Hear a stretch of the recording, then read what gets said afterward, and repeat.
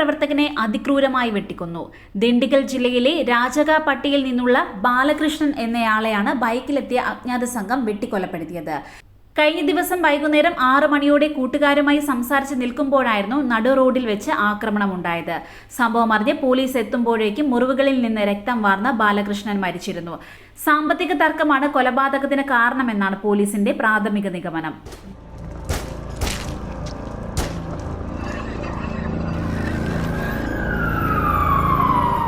പന്ത്രണ്ടാം ക്ലാസ് വിദ്യാർത്ഥിയെ സഹപാഠികൾ മർദ്ദിച്ചു കൊന്നു. പെൺകുട്ടികളോട് സംസാരിച്ചതിനെ തുടർന്നുണ്ടായ സംഘർഷത്തിനിടയിലാണ് ഈ റോഡിൽ 12ാം ക്ലാസ് വിദ്യാർത്ഥിയായ 17-കാരനെ അതേ സ്കൂളിലെ മറ്റ് 2 വിദ്യാർത്ഥികൾ മർദ്ദിച്ചു കൊന്നത്. ഈ റോഡ് സർക്കാർ ഹയർ സെക്കൻഡറി സ്കൂളിലെ വിദ്യാർത്ഥിയാണ് മരിച്ചത്. ബയോളജി ഗ്രൂപ്പ് വിദ്യാർത്ഥിയായ ആദിത്യയെ 12ാം ക്ലാസ്സിൽ തന്നെ മറ്റു ഗ്രൂപ്പുകളിൽ പഠിക്കുന്ന 2 വിദ്യാർത്ഥികൾ ചേർന്നാണ് മർദ്ദിച്ചു കൊലപ്പെടുത്തിയത്. സംഭവവുമായി ബന്ധപ്പെട്ട് 2 വിദ്യാർത്ഥികളെ ഈറോഡ് ടൗൺ പോലീസ് അറസ്റ്റ് ചെയ്തു.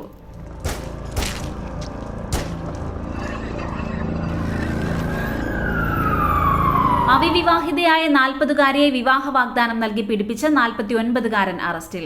തൊടുപുഴ ഉടമ്പന്നൂർ മലയിഞ്ചി തെങ്ങനാരക്കൽ വീട്ടിൽ TR ബൈജുവാണ് അറസ്റ്റിലായത്. വിവാഹിതനും 2 കുട്ടികളുടെ അച്ഛനുമാണ് ഇയാൾ. 3 വർഷം മുൻപ് ഫേസ്ബുക്കിലൂടെയാണ് ബൈജു യുവതിയുമായി പരിചയത്തിലായത്. 2022 ജൂൺ 1 മുതൽ 2025 മെയ് 4 വരെയുള്ള കാലയളവിൽ വിവിധ ഇടങ്ങളിൽ വെച്ച് പീഡിപ്പിച്ചതായാണ് യുവതിയുടെ പരാതി. വിവാഹമോചിതനാണെന്നും യുവതിയെ വിവാഹം കഴിച്ചോളാമെന്നും വിശ്വസിപ്പിച്ചാണ് ഇയാൾ ബന്ധമുണ്ടാക്കിയെടുത്തത്. തമ്പാനൂരിലെ ലോഡ്ജിൽ എത്തിച്ചായിരുന്നു ആദ്യ പീഡനം. ചെങ്ങന്നൂർ, കോഴഞ്ചേരി, തിരുവല്ല, ഇടുക്കി എന്നിവിടങ്ങളിലെ ലോഡ്ജുകളിലും PWD റെസ്റ്റ് ഹൌസുകളിലും യുവതിയെ എത്തിച്ച് പീഡിപ്പിച്ചിരുന്നുവെന്ന് തിരുവല്ല പോലീസിൽ യുവതി നൽകിയ പരാതിയിൽ പറയുന്നു.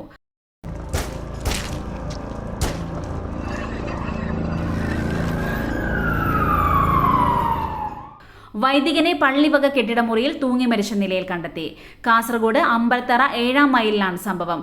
പോർക്കളം MCBS ആശ്രമത്തിലെ അസിസ്റ്റന്റായ ഫാദർ ആന്റണി ഉള്ളാട്ടിലാണ് മരിച്ചത്. ഇരിട്ടി എടൂർ സ്വദേശിയാണ് മരിച്ച ഫാദർ ആന്റണി.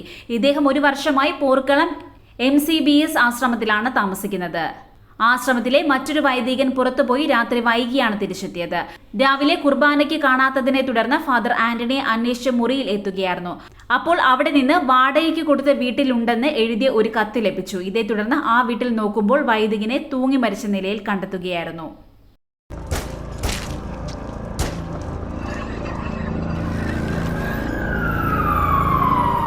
റോഡരികിൽ നിർത്തിയിട്ട കാറിന് സമീപത്തായി വനിതാ ഡോക്ടറുടെ മൃതദേഹം. പൂനെ ബംഗളൂരു ദേശീയപാതയിലാണ് വനിതാ ഡോക്ടറെ കാറിന് സമീപം മരിച്ച നിലയിൽ കണ്ടെത്തിയത്. പൂനെയിലെ സ്വകാര്യ ആശുപത്രിയിലെ ഗൈനക്കോളജിസ്റ്റായ ശുഭാംഗി സമീർ വാഖണ്ഡെയാണ് മരിച്ചത്. ഇവരുടെ കൈയിലും കഴുത്തിലും മുറിവുകളുണ്ട്. ചൊവ്വാഴ്ച രാവിലെ ജോലിക്കെന്ന് പറഞ്ഞാണ് വനിതാ ഡോക്ടർ പൂനെയിലെ വീട്ടിൽ നിന്ന് ഇറങ്ങിയത്. വീട്ടിൽ നിന്ന് യാത്ര തിരിച്ചത് മുതൽ ഫോൺ സ്വിച്ച് ഓഫ് ആക്കിയിരുന്നു. ഡോക്ടർ സഞ്ചരിച്ച വഴിയിലെ CCTV ദൃശ്യങ്ങൾ പരിശോധിച്ചത് ഡോക്ടർ മാത്രമാണ് കാറിൽ ഉണ്ടായിരുന്നതെന്നും വാഹനം നിർത്തിയിട്ട സ്ഥലം വരെ അവർ തന്നെയാണ് കാർ ഓടിച്ചിരുന്നതെന്നും പോലീസ് പറഞ്ഞു. കാറിന്റെ ഡ്രൈവർ സീറ്റ് മുതൽ പിൻഭാഗത്ത് വരെ ചോരപ്പാടുകൾ കണ്ടെത്തിയിട്ടുണ്ട്. സംഭവ സ്ഥലത്ത് നിന്ന് ഒരു ബ്ലേഡും കണ്ടെത്തി. വാഹനത്തിനുള്ളിൽ വെച്ച് സ്വയം മുറിവേൽപ്പിച്ച ശേഷം ഡോക്ടർ കാറിൽ നിന്ന് പുറത്തിറങ്ങിയതാകാമെന്നാണ് നിഗമനം. കൈത്തണ്ടയിൽ മാത്രം 4 മുറിവുകൾ ഉണ്ടായിരുന്നു. നേരത്തെ ഡോക്ടറും ഭർത്താവും മുംബൈയിൽ ക്ലിനിക്കിൽ നടത്തിയിരുന്നു. എന്നാൽ കോവിഡ് സമയത്ത് മുംബൈയിലെ ക്ലിനിക് അടച്ചുപൂട്ടേണ്ടി വന്നതോടെ ഡോക്ടർ കടുത്ത വിഷാദത്തിലായിരുന്നുവെന്ന് പോലീസ് പറഞ്ഞു. ഇവർക്ക് 10ാം ക്ലാസ്സിൽ പഠിക്കുന്ന മകനും 8ാം ക്ലാസ് വിദ്യാർത്ഥിനിയായ മകളും ഉണ്ട്.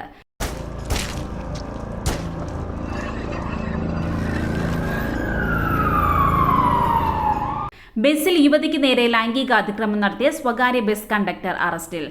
നൊച്ചാട് സ്വദേശി റൌഫാണ് അറസ്റ്റിലായത്. കോഴിക്കോട് കുറ്റ്യാടി റൂട്ടിൽ ഓടുന്ന എടത്തിൽ ബസിന്റെ കണ്ടക്ടറാണ് ഇയാൾ. കഴിഞ്ഞ മാസം ജൂൺ 10-നായിരുന്നു കേസിനാസ്പദമായ സംഭവം.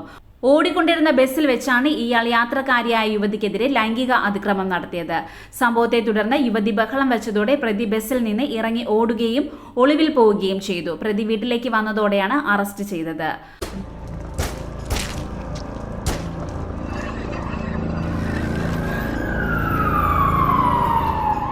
16-കാരിയെ ബലാത്സംഗം ചെയ്ത 72-കാരൻ മുത്തച്ഛൻ അറസ്റ്റിൽ.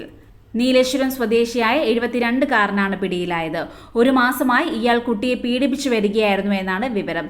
സ്കൂളിൽ നടത്തിയ കൗൺസിലിംഗിനിടെ പെൺകുട്ടി അധ്യാപികയോട് പീഡന വിവരം പറഞ്ഞതോടെയാണ് ഇക്കാര്യം പുറം ലോകമറിഞ്ഞത്.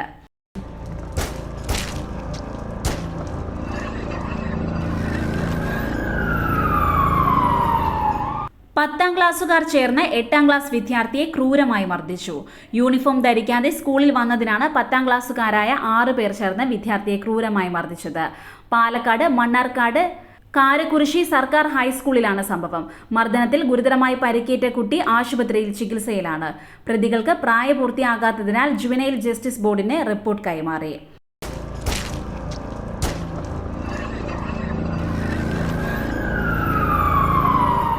വനിതാ കൗൺസിലറെ ഭർത്താവ് വെട്ടിക്കൊലപ്പെടുത്തി. തമിഴ്നാട്ടിലെ ആവടി ജില്ലയിൽ വിടുതലൈ ചിരുതൈകൾ കച്ചി അംഗമായ വനിതാ കൗൺസിലറെയാണ് വിവാഹേതര ബന്ധമുണ്ടെന്ന സംശയത്തിന്റെ പേരിൽ ഭർത്താവ് വെട്ടിക്കൊലപ്പെടുത്തിയത്. മറ്റൊരാളുമായി ഗോമതി സംസാരിക്കുന്നത് കണ്ട ഭർത്താവ് സ്റ്റീഫൻ രാജ് കത്തിയെടുത്ത് ഗോമതിയെ ആക്രമിക്കുകയായിരുന്നു. ഗോമതി സംഭവ സ്ഥലത്ത് വെച്ച് തന്നെ മരിച്ചു. സംഭവത്തെ തുടർന്ന് സ്റ്റീഫൻ രാജ് പോലീസ് സ്റ്റേഷനിലെത്തി കീഴടങ്ങി.